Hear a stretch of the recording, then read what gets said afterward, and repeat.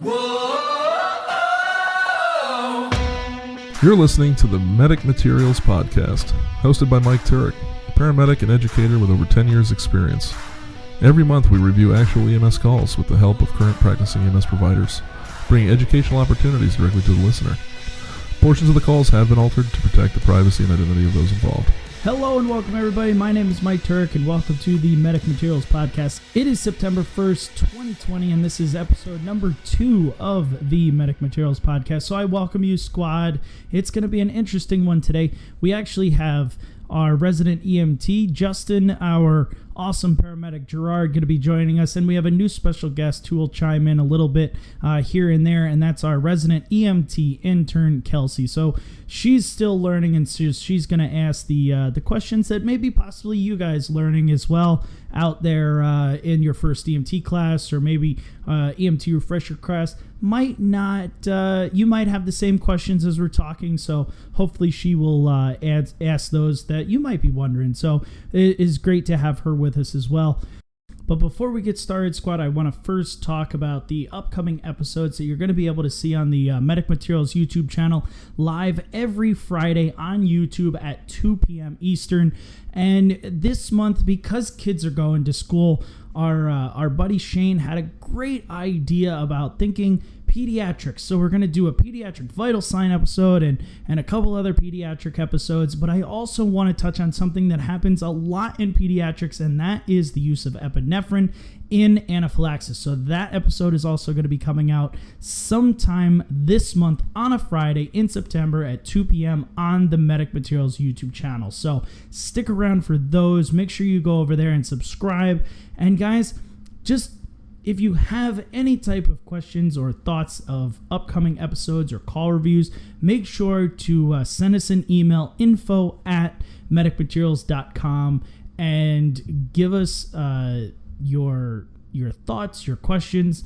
Maybe shoot me a call that you guys have done for a call review, and you could hear your call review on the Medic Materials Podcast sometime in the future. So without further ado, guys, let's get right into the call review with Justin, Kelsey, and Gerard. We're going to be talking about an interesting topic, a call that I think you guys haven't heard about it yet. So as we're discussing it, nothing really went awry in it, but it gave a very interesting perspective on vital signs, let's just say.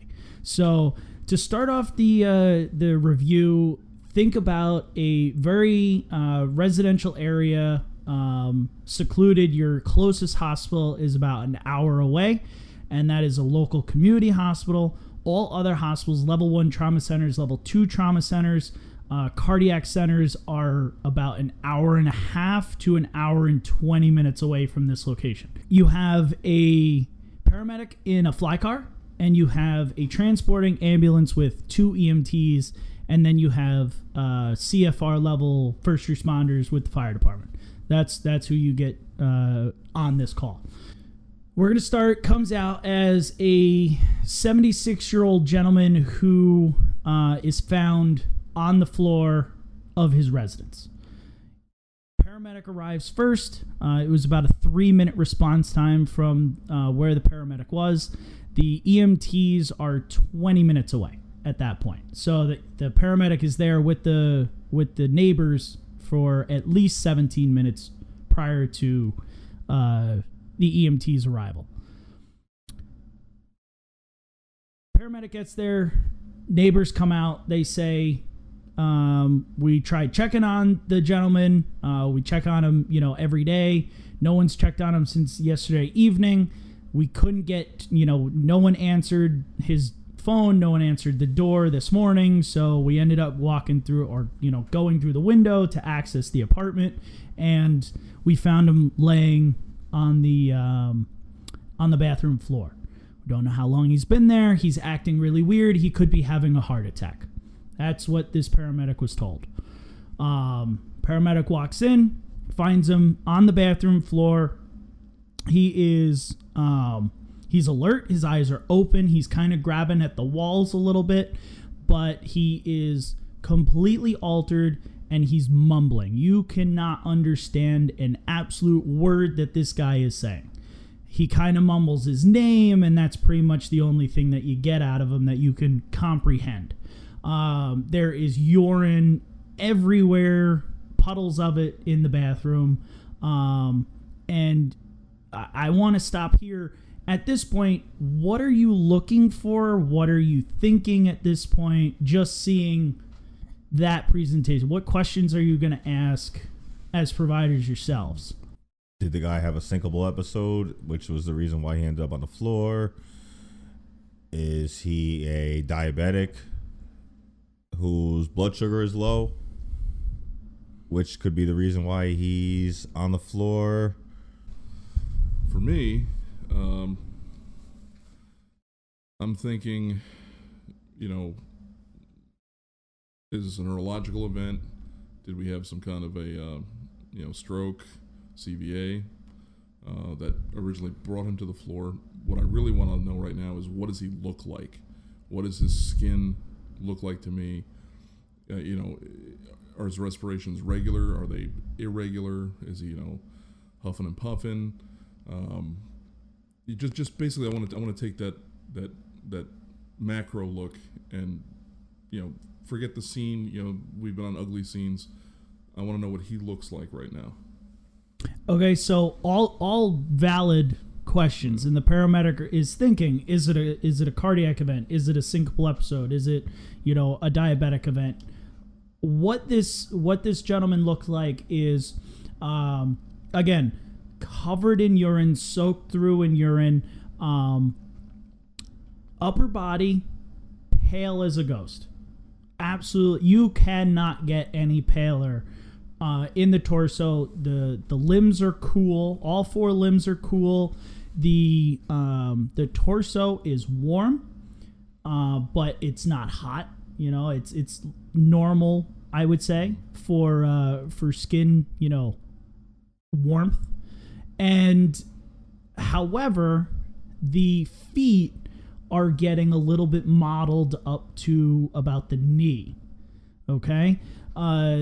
That's his generalized appearance. You don't see any trauma, you don't see any bleeding, but you do, as you're looking in the room, you see that he's got towels padded underneath him. He's got, the towel bar had been ripped off of the wall, but you don't see any blood. You don't see any, vomitus of any kind. You just see the puddles of urine at that point in time. That's going to tell me he's been down a while. The fact that he's packed himself around with towels, the modeling in the legs, I'm starting to think, okay, we could have some rhabdo. We've probably lost some circulation to the lower extremities, even just from the conduction of being on a cold floor, sapping all the heat out of him. We could be dealing with hypothermia. And that's a huge thing that not a lot of people think about. And you coming from Florida actually is an interesting concept, because the most hypothermic cases in Florida are geriatrics who fall on cold floors, air conditioners running, they become hypothermic by the time they're found. So thinking about hypothermia in the middle of summertime on a bathroom floor is not out of the realm of possibilities. It's a great thought. Other things coming to mind now, based on what he's looking like, I'm starting to think of, okay, we've got a perfusion issue that we might have to deal with probably more sooner rather than later. I'm still not going to jump to any conclusions as to, is it cardiac, is it, whatever. But I've got, a few things in my head. We've got neuro, we've got cardiac, we've got endocrine, we've got, trip and fall. We see the towel rack is pulled down. Did he pull it down trying to get himself up, or did he take it down on the way down? So maybe there is some trauma. Maybe he's broken a hip. We don't know. We've just walked in the door. So those are all the things that are going through my head, at this point in time. Justin, do you have anything to ask or add before? No, shaking his head. Gerard nailed it. No, Gerard nailed it. Gerard nailed it. He pretty much just said a bunch of things that I was thinking in my head. So we move on. This paramedic decides to do a trauma sweep at that point in time. No head trauma, no visible trauma of any kind, no palpable trauma. There's no any areas that the gentleman winces or guards or anything like that. So we're not really thinking, trauma at this point in time. The paramedic at that point tried to get some information from the neighbors.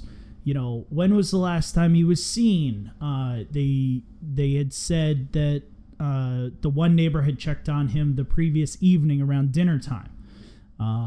Now it's 9 o'clock in the morning. So you've had a good 12 to 15 hours between the last time he was seen and that morning. The neighbor was unsure about medications and history.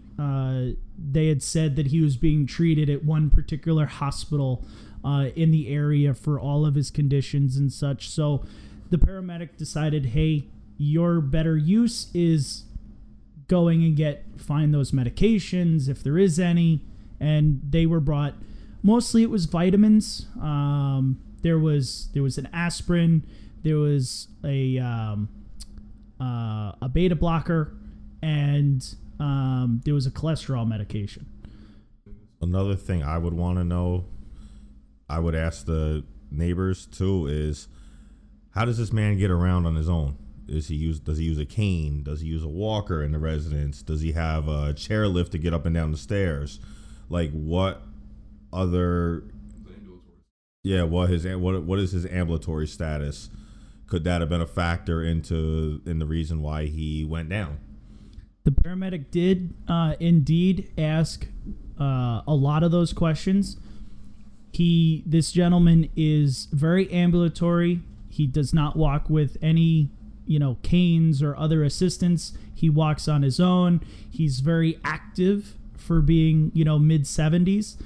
He is a heavy smoker and a heavy drinker, but those are really, it's not uncommon to find him at the town bar, this, that, the other thing, or just, chain smoking in his apartment. So I have a question about the medications.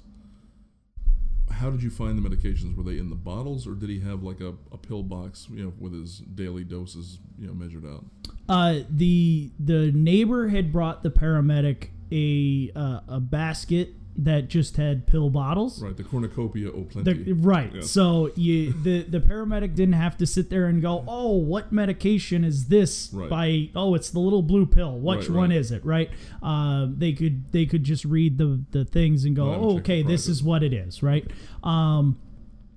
So at this point, not to interrupt, but I mean, the reason I asked that question is I actually had a lady that had gone down, unknown downtime, didn't know they found her. She was at an assisted living place, and the cleaning crew found her, and we couldn't figure out how long she was down. She was telling us she's only been down since last night, and I found her pill box, so she has all her pills laid out, and noticed and we had asked her, you take your pills every day? Oh yes, every day.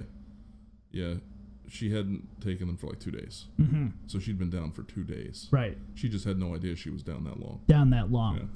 And again, this paramedic attempted, but with his confusion status, being altered, spontaneous eye opening, he was able to follow simple commands, but he was very confused and still just garbled speech.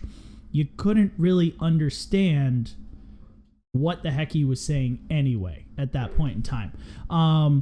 So at this point, doing the rapid trauma assessment, getting the medications and such, the paramedic decides, okay, he has his monitor here. Let's put him on the monitor, see what the heart is doing.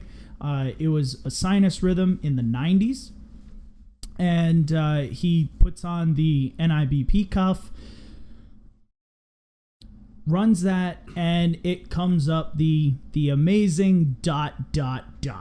We don't get any numbers with the ... It's a very annoying thing as a provider. So just like any of us would do, this provider tries it again. because ... means you hit the button again, right? Right. We hit the button again. We don't whip out the manual cuff. We go straight to the button. That's exactly it. This paramedic said, I don't even have a manual cuff with me. The EMTs have that. We're gonna just press the button again. Right. This paramedic hits the NIBP again, and speaking to that paramedic, he told me the first numbers that actually was spit out was 186 over 109. That was the first blood pressure that actually took, with a heart rate of 96 and an SpO2 of under 50.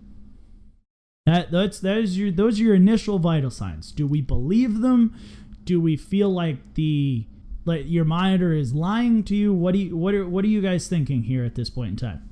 So for me,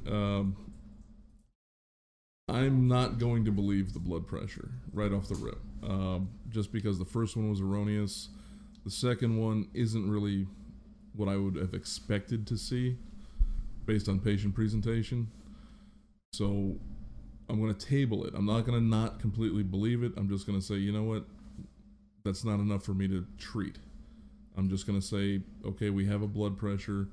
Now we're going to see what the next one's going to give me. Now, are you going to do what any great paramedic would do and hit that button again, or you brought up manual? Nope. But at this point, that manual cuff is in this paramedic's fly car out in the truck. He'd have to send someone to get it, which you don't want to send strangers into a fly car. So why didn't the paramedic bring the cuff in with him? Well, the way this setup is at this particular company, your manual blood pressure cuffs are in your airway bag. And this particular medic brought his monitor and his drug bag in because they don't technically have a first in bag. Okay. The EMTs are expected to bring in the first in bag, but sometimes, as in this case, you're without your EMTs for 17 minutes. Having worked in a fly car system, I can tell you that relying on a system like that, probably not a good idea, because you could end up sitting there, as you know, for a very long time without any backup. So bring it all in. I would just say start bringing it all in, but it's a lot to carry by yourself. So we've got no manual cuff, unless you want to walk for it. I mean, this particular paramedic chose not to walk out and get it. I probably wouldn't leave my patient. No. That's kind of my rule. That was this paramedic's thought process too. Let's not abandon the patient for, for a manual cuff. They're talking. It's mumbled. You try and do a Cincinnati stroke scale. It's non-conclusive because they can't follow the directions. They can follow simple commands like squeeze your fingers, but not really to the point of, hey, let's do a whole Cincinnati stroke scale. Right. And I know you said he's a heavy smoker, and you got a very low SpO2 reading on him initially. And again, here I am, who am I to second guess the $40,000 piece of equipment?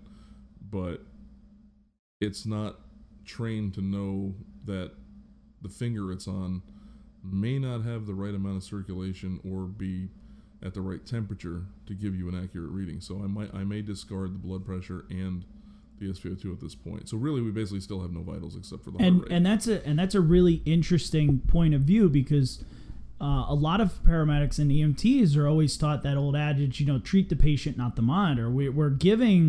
You're getting all this information from your tools, but do you actually believe what the tools are giving you? At this point in time, this paramedic is kind of on the same concept as you. Like, hey, is that blood pressure accurate?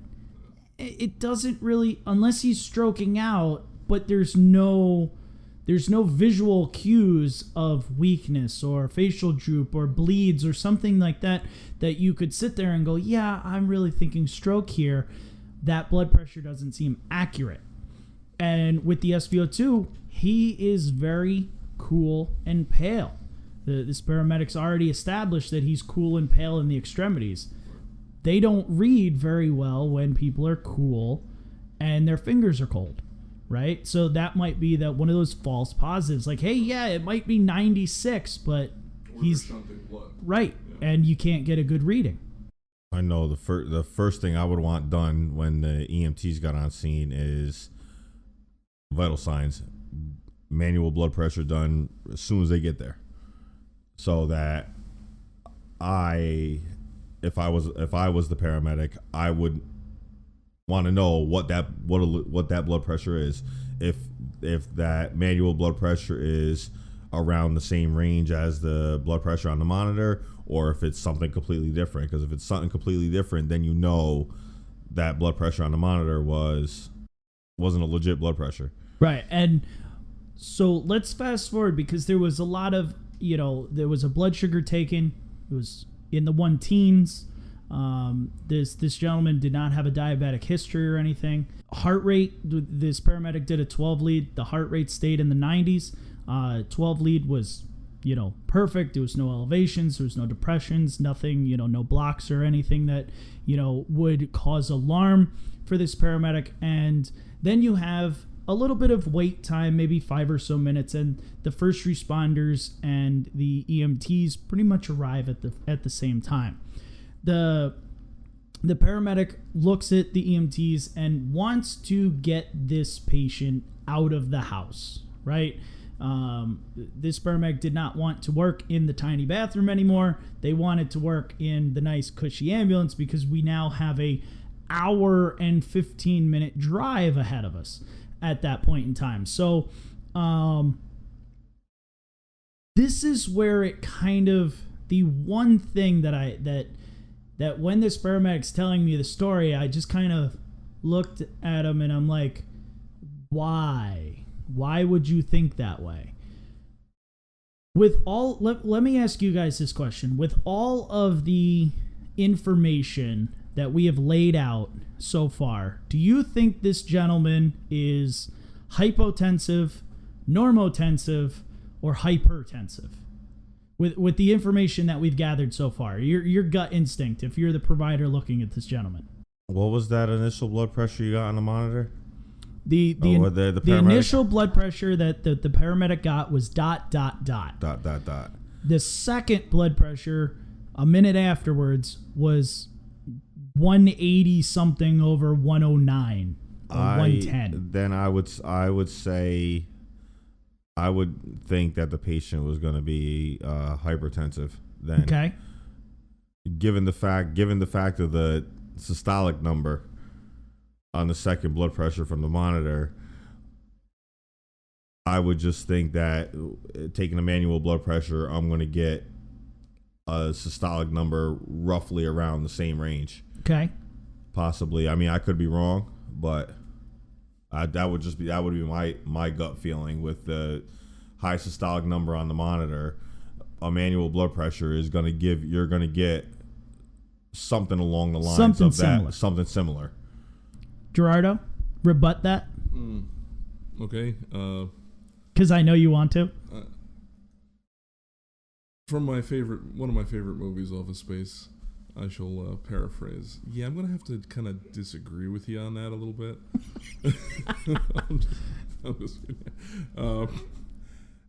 Just so, like we talked about treating patient, not the numbers. You treat your patient. For me, I think until proven otherwise, just based on his skin condition, I'm thinking, we're talking about low perfusion, so I'm thinking hypotensive. That's why when that number came out and he's like, 180 over 1, I'm like, yeah, no, I'm not even trusting that, because I've never seen anybody pale and clammy and just looking like crap and come out and they go, hey, I'm 200 on 120. They have a whole different presentation at that point in time. But that's not to say that they couldn't be, because if he's on a cold floor and his body's shunting blood because of hypothermia, bodies do weird things. We're all different people. We do weird things. So who am I to say that you couldn't be, but just from my experience, I'm banking on hypotension. And that's what this paramedic was banking on as well. Oh, a resident intern wants to talk. So, this is. I guess This I is can ask. Kelsey. Hi. Yes, this is Kelsey, our resident intern. Okay, so I would have guessed what you would have guessed, but my question is, wouldn't it be more likely that you would get ... of no answer if it would be harder to find a blood pressure that was lower than it is to find a blood pressure that's higher? Correct. Absolutely correct. So the monitor, when it cannot read or is having trouble reading, it times out and it gives you ... So as soon as I can guarantee, from my personal experience, from Gerard's personal experience, I can guarantee you this paramedic sitting there going, okay, this is my presentation. He's pale, he's clammy, he's confused, he's mumbling, he's been on a cold floor, he looks mottled from the knees down, his SpO2 is under 50, but he's, got cold fingers, and now I get a blood pressure of ... I'm thinking, just as me personally, this guy has no blood pressure. He is 60 and under. Who knows? Yeah, I've already got a bag in my right hand. Right. Like, I'm already thinking IV, this guy's getting at least a liter, and we'll see how this goes, right? The paramedic wants to get this gentleman out of the house. So in your opinion, what would be the best way to get this gentleman out of the house? Can you walk? Yeah, he cannot walk. Small. I'm thinking. You said the paramedic was in a small bathroom, correct? Yes, you would have to say it's maybe 3.5 feet by 6 feet long. I would say either try to slide him out to a wider area and use a Reeves, okay, or if you can actually get get a sheet under him in that bathroom, use a sheet and then try to get him on the Reeves and get him out. So I want to give you a gold star for being an awesome extrication person. Awesome. Gerard's going to agree with you wholeheartedly on that one. Absolutely. So the only thing that this paramedic was thinking was Reeves out of this house. The only thing. That was the only option, no matter where they are. What made me, when this paramedic is telling me this story and I want to bang my head against the wall, is one of the CFR EMTs goes, okay, I'm going to start getting the stuff for extrication. I'm going to go get the stair chair. Ugh. And I heard that and I'm like,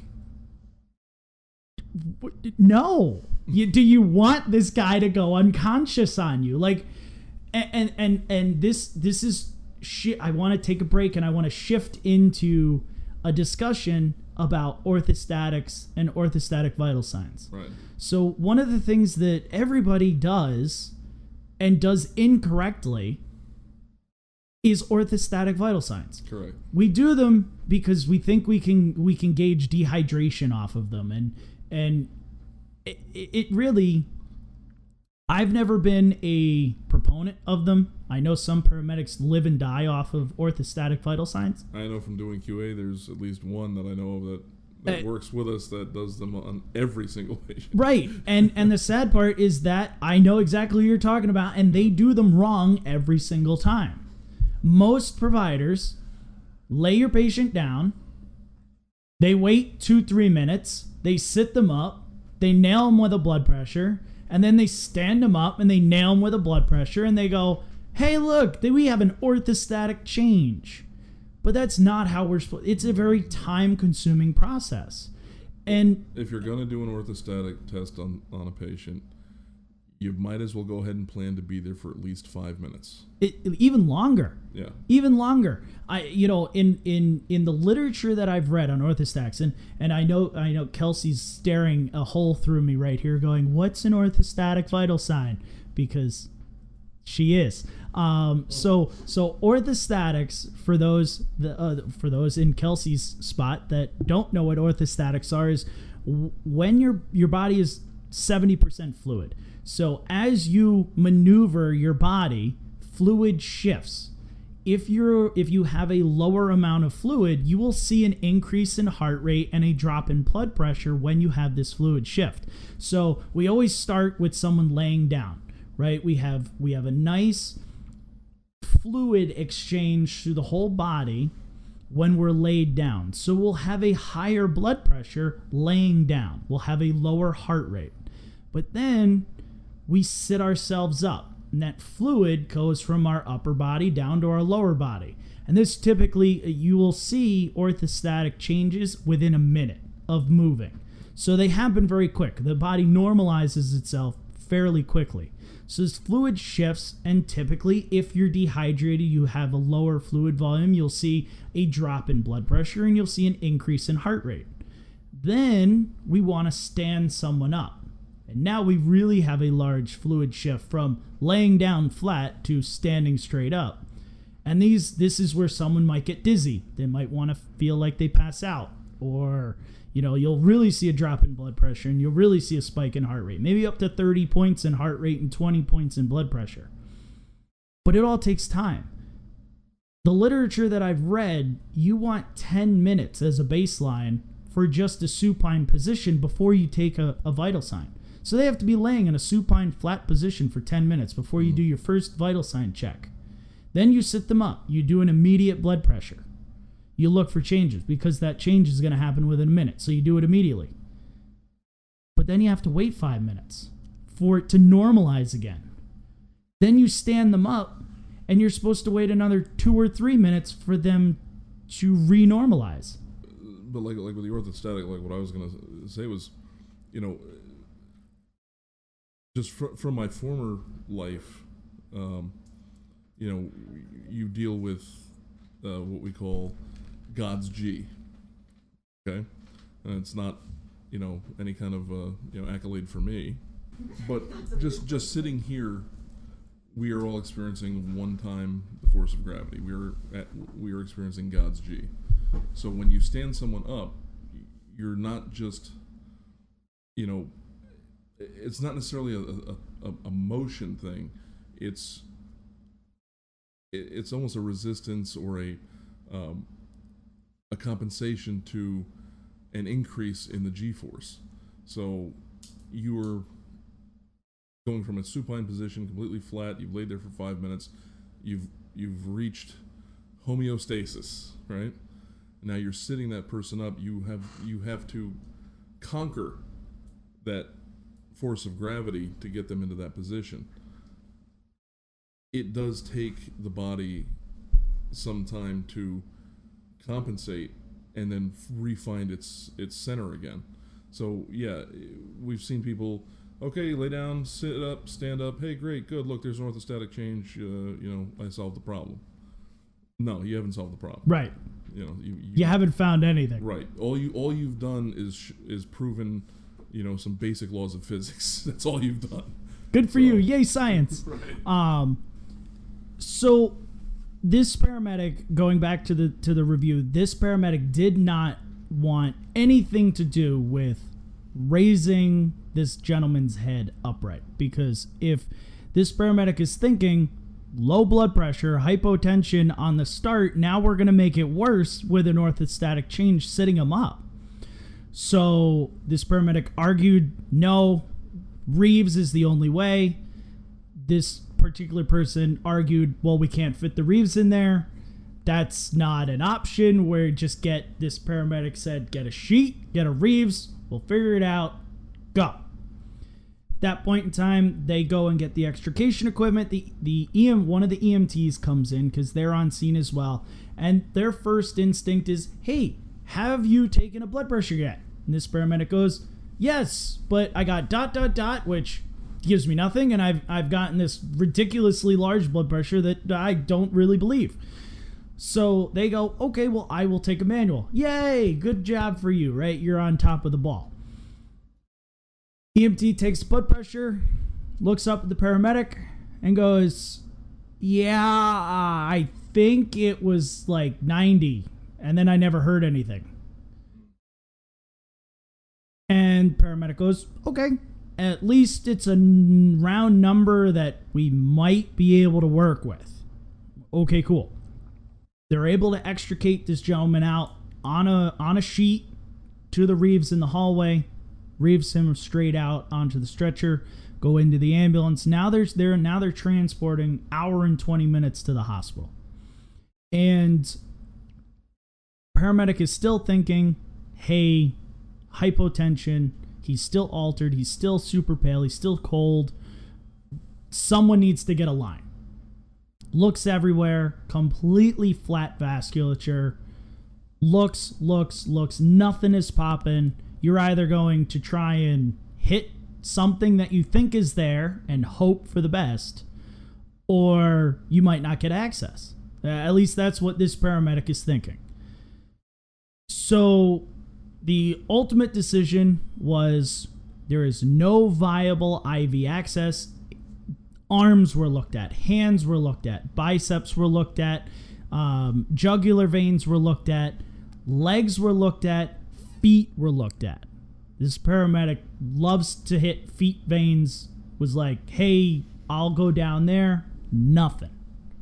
At this point in time, I think I know who you're talking about now. At this point in time, there's no access whatsoever other than Gerard's favorite means of getting access. It's not my favorite. It's totally your just, favorite. It's just I end up having to do it more often than most people. It's the IO. The drill. The drill. So You gotta break out the Makita. So this paramedic decides the only way of access is a intraosseous drill. And I was just gonna say, and let's just real quick touch on that decision, because even just recently, within the past week, I was faced with, and she was with me. Hi, Kelsey, the intern. Yes, Kelsey, the intern, was with me, and I remember looking at her and going, I've got a hard decision to make here. I couldn't get access on this patient, and it was one of those where they were almost unstable. So they were potentially unstable. And I would have liked to start getting fluids going, yesterday. But they hadn't reached that threshold of, being totally unstable. So it's that decision-making process of, when to break out the drill and do it. In that case, I did not. I chose not to. I said, we're just going to take it in. And, if anything gets worse, then we'll do it. Now, me just hearing this story, how long was your transport time at that point? So that's what made the decision mostly for me, was the fact that we were going to the closer hospital, which was about, 12, 15 minutes tops? Yeah. Right. Like that. So at that point, you have time to spare. Right. At that point. You have time to risk. Right. It wasn't where we were going to be at the hospital sooner rather than later. Right. If we were going the other direction, if we were going to go north, where we've got 30, 40-minute transport time, I'm not sure that this person would have been able to compensate that long, and I probably would have pulled the trigger. But that whole decision-making process, it's, okay, so I've done a few of them in my lifetime, but, I just want to sidebar. You have done more intubation, or you have done more IOs than I've done intubations. Let's put it that way. And you've done more intubations than... Exactly. Yeah. And I've done more intubations than IOs. Right. Okay? So, yeah. And it is kind of weird just how the cards always end up, playing out. But I have found that making that conscious decision to, resort to that, very invasive procedure, and that's exactly what it is. It is a procedure. It's not, I'm just going to slam a line in the guy and dump fluid. No, right. You are doing something very invasive to the human body, so it's not something to be taken lightly. And it's that, like with this particular call, the way this patient is presenting, the fact that there's no IV access anywhere that I would be comfortable even attempting. I know me personally, I might do I know anatomy well enough where I'm just going to, try and stick an 18 somewhere that I'm pretty sure there's a decent vein, and let me see if it works. I'd probably do that first just to give it the old college try. I probably wouldn't sit there very long messing around with it. And then I think in this particular case, this is definitely one of those where you've got an hour and 20-minute transport. He needs fluids like yesterday, probably, maybe even more than that. We need access. This is not something I can walk in with no access. I have to get access to this patient's vascular system. And that's exactly what this paramedic was thinking, minus the thought process of giving it the old college try. It was, look, there is no confidence in a single attempt site. This guy is altered. We still don't know what his blood pressure is. He's still satting in the, even on oxygen, because at this point we had placed him, on oxygen. He's still satting in the 50s. So again, is that because he's not oxygenating well, or is that because the probe isn't reading well because of, the pale, cool, clammy skin? So this paramedic decided IO is the way to go. IO was successful, 40 milligrams of the lidocaine, followed by 1,000 bag under pressure. Gave about full to the hospital. It was 1,100 mLs of fluid total, maybe even 1,200 if I remember correctly. But there was a mental status change around 750 mLs. At that point in time, he was still confused, but now his speech cleared. You could talk to him. He told you, I got up. I went to the bathroom. I tripped and fell in the bathroom this morning. I never lost consciousness. It was, I've been underground for like 6 hours. Blah, blah, blah, blah, blah. He could answer certain questions. He was still confused about a lot of things, but he could answer the majority of your questions. Really, the only other... And vital signs... So, shortly, I think it was... this paramedic said it was maybe 3 to 7 minutes after the IO was successfully put in, they got their first blood pressure, which was 47/25.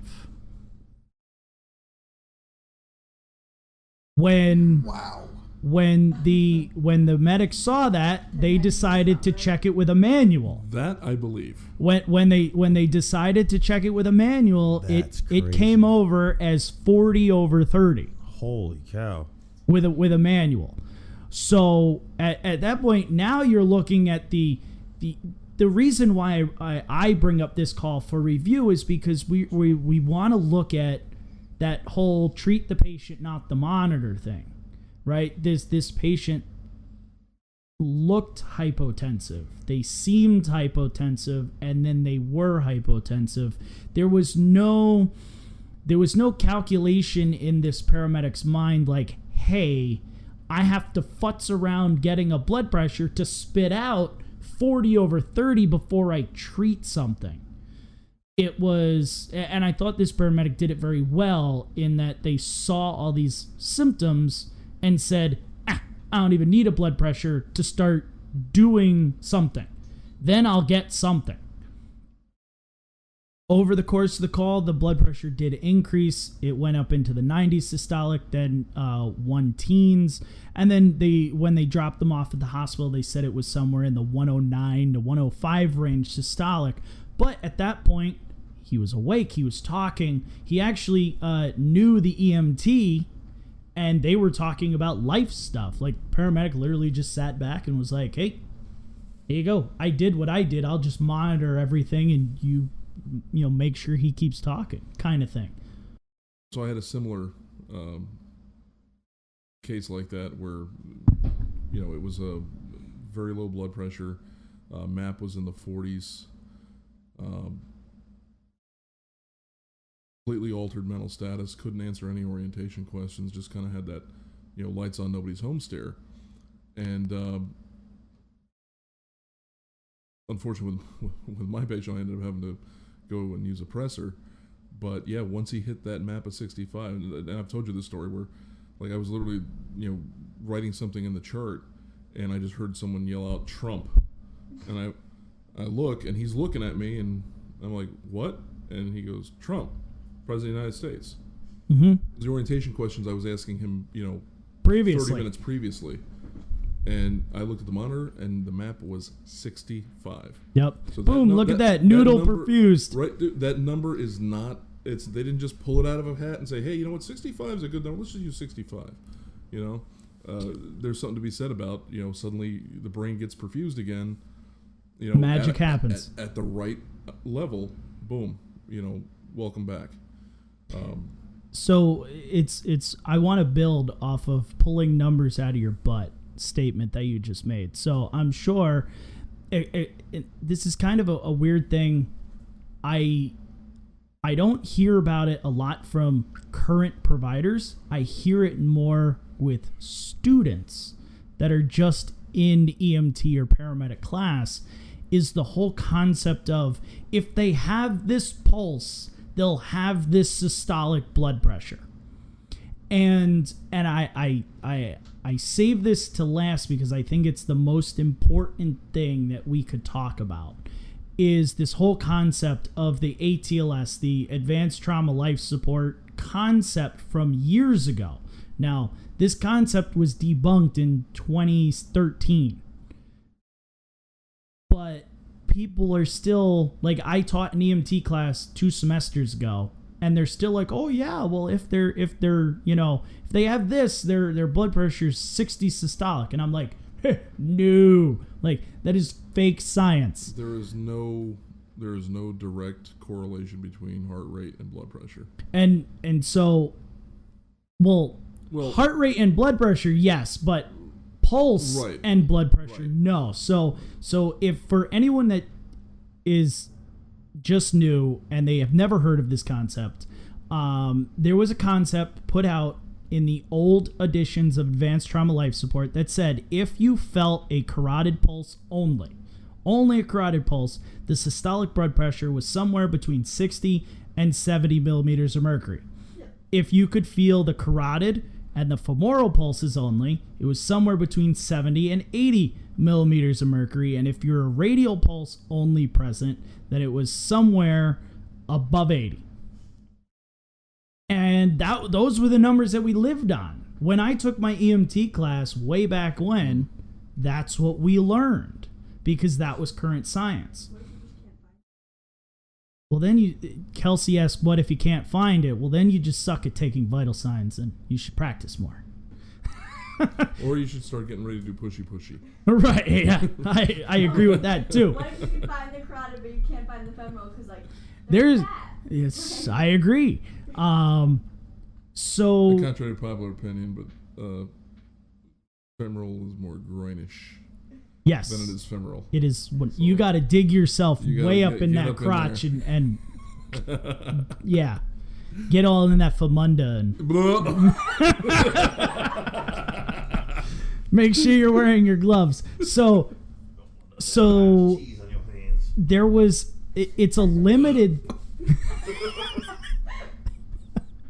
There's a very limited, tiny study. They only did it with 20 patients.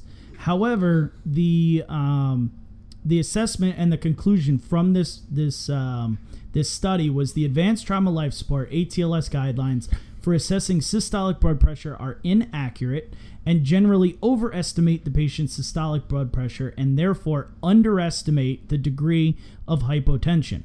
The minimum blood pressure predicted by the guidelines was exceeded in only 4 of the 20 patients that they tested. So ultimately, ATLS got rid of this around the 2013 date, and now it's no more, but it's that lingering fake science, like a home remedy, that won't die. The guy who created this, I forget the doctor's name who created this, literally has written a paper that said, when I created this, I plucked those numbers out of thin air. Wow. Like... because he was proven wrong study after study after study. He finally had to admit it and sit there and be like, yeah, I just made him up. So, in conclusion, take your vital signs, manual when you can, trend them, and if the monitor spits out something you don't believe, retake it. There's plenty of things. I personally think, honestly, that the very first blood pressure that should be taken on a patient is a manual blood pressure, and then you work from there. I agree with that wholeheartedly. I agree with that. I honestly think that should be something in every EMS agency. The very first blood pressure you take on any patient you encounter should be a manual blood pressure, and then after that you base everything off of that manual blood pressure. Then you use the monitor and take the rest of your blood pressures if you have to, but your initial blood pressure should be a manual blood pressure because that's going to be your most accurate blood pressure. And I will say I agree. I don't always follow that procedure. Me personally, I will always have my EMT if it's a respiratory or a cardiac patient or they look terrible. Manual blood pressure. If it's like, hey, stub toe kind of thing, I'm like, I don't care. Whatever. And that's me. Maybe my bad habits as paramedic. We all have them. I know we all have them. I know. I mean, at least on the totally serious agree, too. patients, I'm like, hey, you got to get a manual first, because then I have something to go off of. And me and Kelsey were having this discussion. I will always respect any provider that looks up at me and goes, I don't know. Like I love it when someone goes, I didn't hear it, or I don't know. I tried it. I'm not getting it. I think it's around here, but I'm not sure. Can you do it? I will respect you as a provider tenfold more if you do that than if you go 120/90, because I'm going to believe you because you're my partner. I'm supposed to believe you, or you're a coworker and I'm supposed to believe you because you know how to take a set of vitals. And now you just lied to me, and now it's a cardiac patient. I might be given nitro, and the guy's really 50/30. Right. And now I give nitro, and he's dead. Right? So for those new people out there, don't ever lie. If you don't know, just say you don't know. I don't know of a provider that I know that will sit there and be like, "Oh, you suck. Go die in a ditch." Like, well, there are providers out there that are like that, but I'm sure there are. They're firemen. That's their problem. Hey, I literally sat here and bit my tongue, not making a fire medic joke. And there he comes through, just steps right in front of me and whacks it off the tee. Thank you. You're welcome. Our resident fireman is sitting here with a... Not for nothing, but not all firefighters are like that. And I'm one of those firefighters that's not like that at all. You're welcome. So just to, coming off the vitals of the day thing, just for a second, another thing I wanted to think about, or I think people should think about, especially the ALS providers out there who are going to be administering fluid. You're going to be doing the IO on the guy. You're going to be putting the IV in. You're going to put fluid into this individual who's hypotensive. So we know he's shunting blood. We know he's been on the floor for at least 6 hours. We're getting these SpO2 readings of 50. Which after he warmed up, did come up to over 95. Well, I'm sure they did. But so where I'm going with this is, how many of you out there at your agencies are riding around in your ambulances with IV bag warmers? Because let's say this patient is hypothermic. Hypothermic, my bad. Let's say the patient is hypothermic. You're now going to dump 74, 75, whatever you get the AC set on in the ambulance. You're going to dump that temperature fluid into that person's body, and you're going to exacerbate your problems. You're going to have a lot more to deal with now. And that is something that you really need to think about. And to go off of that is agency heads, don't be cheap and just tell your crews, Oh yeah, just stick them over the heat vents in the front dashboard. That'll do it, right? Yeah, put it in that your won't armpits burn for them. 5 minutes. Yeah, it's just blow on it. Blow a Yeah. bunch of hot air on it. No, Yeah. no, actually go out, get a bag warmer, put it on the shelf in the back, and call it a day. If there is no bag warmer, could you theoretically like tape a hot pack to the IV bag? You can, but It takes. if you were to go that route, don't do it to the bag itself. Do it to the IV line, because you're not gonna heat. You're gonna lose all that heat in the IV line once it comes out of the warm bag, because you have a 4-foot line between the bag and the patient. Do it a foot and a half above their IV site where it's not on their arm or something.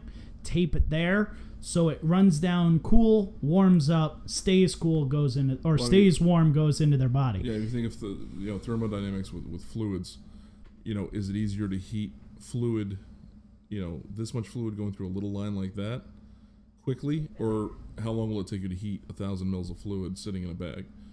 You're going to be sitting there for a while with that heat, but you probably have to put another one on there. Right. You'll be sitting there 2-3 heat packs. So as it's running through, it'll get warm. It's not going to get to 98.6. It's not going to get to body temperature, especially on a if it's a summer day and we've all got our air conditioners blasting in the freaking in the rigs. We don't like to sweat. No one likes to sweat. No one likes to sweat. I can only take so many clothes off, but I can put more blankets on you. Little old lady. But I digress. But yeah, heating up that line is maybe 90 degrees, 85, something like that. It's a lot better than 70. Yeah. So there was just a little something I was thinking about. Food for thought. If this was a hypothermic case, not just a hyperperfusion issue. So. My 2 cents. So my question is, I can't really say question because I know the answer, but my thought is, where did all of this fluid loss come from? Right? And that was my and question. that's okay. So Kelsey's sitting here like, that's my question. Yeah. So and that was this paramedic sitting there going, where, if their blood pressure is 40/30, where is this fluid gone? And what ultimately was found out after that mental status change was that he had been sick from the previous night, had been vomiting with diarrhea through the evening. So there goes all your fluid. And at that point, knowing that piece of information, once the paramedic got him to be not altered to the point where he can answer questions, now you get a bit more of the story. And that's ultimately where all that fluid loss had come from. So that's the call review. Kelsey, I want to push it to you first.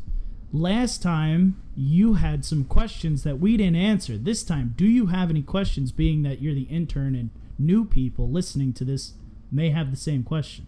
I do not. The only question I had was where would the fluid Where did loss all the have fluid been? go? 'Cause Okay. I didn't think he would have urinated out that much fluid to drop There was a lot of urine. There was not 1,200 mLs or more, of fluid on the ground.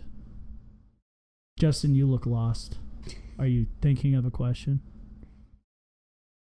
No, I actually learned something out of this instead of Knowing having to everything? instead of having to ask a question at the end. I actually learned something from this. Yay! Those signs and symptoms that guy had, I was wrong with what I thought. Now I know next time if I ever encounter something like this, what it is. And really, it might not be what it is, but it's something Or for you to along think the lines, of. yeah. Like, this could be what's going on. Mm-hmm.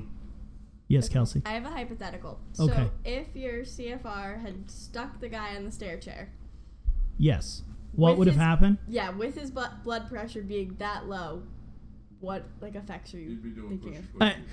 I don't. Gerard goes, we'd be doing pushy. I don't know if we would have gone that far, that quick, but I guarantee you, we are as soon as As soon as that crew sat him upright, lights off just like that.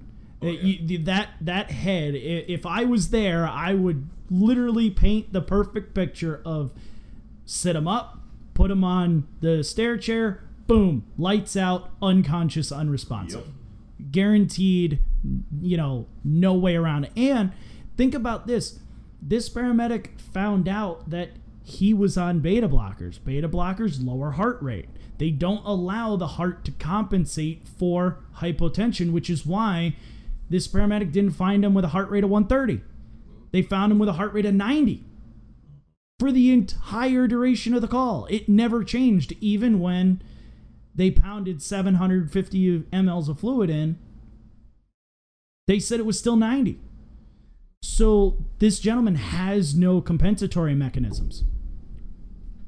So I guess my other question was, or my question is, with this patient, knowing we didn't have a reliable SpO2, knowing we didn't have reliable blood pressure, basically we didn't have reliable vitals for a good period of time. End-tidal capnography. Yes. Was it considered? Not on this particular person. At least it wasn't documented. It wasn't told to me. Okay. I was just thinking about it because, especially with that amount of fluid loss, we didn't know that it was from the previous evening where he's had a GI issue, right? But the fact that along with that loss, you're also going to have some metabolic issues that would have changed. Perhaps the end tidal might have given you a hint as to where his body's at, in that type of range. I think that's absolutely a fair thought process. I don't see anything wrong with putting end tidal on. Is he acidotic because he's been on the floor for 6 hours, because he's now in rhabdo, Right. and he's got some lactic acid buildup? Yeah, I don't think that's a far stretch at all. Yeah, I was just curious, because out of everything, it was never mentioned. So, and I remember, a few minutes back, I'm sitting there thinking, did anyone throw him on end tidal? Nope. So, yeah. Not as far as I know. Okay. All right, guys, that was this week's or this month's episode. We'll wrap up, and we will see you guys next month. Thank you for taking time to listen to the Medic Materials podcast. If you got anything out of today's episode, be sure to follow the podcast. If you want to be a part of our daily EMS discussions, join the Medic Materials EMS Education Group on Facebook. And be sure to watch our weekly instructional videos on the Medic Materials YouTube channel.